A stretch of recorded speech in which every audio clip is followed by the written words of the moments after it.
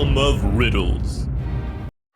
After a natural disaster, a group of people managed to escape on a little boat. You are responsible for going to retrieve these people on your cruise ship. You finally see the little boat, and it is filled with people. You look away, and then finally give the little boat a second look. But you notice you cannot see a single person on the boat this time. How is this possible? Pause the video now to solve the riddle for yourself.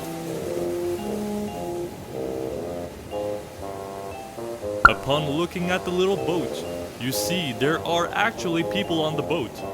But when you look at their hands, they all have wedding rings, meaning they are not single. Therefore, there is not a single person on the boat, only married people. You proceed to save the refugees, and they are all eternally grateful to you.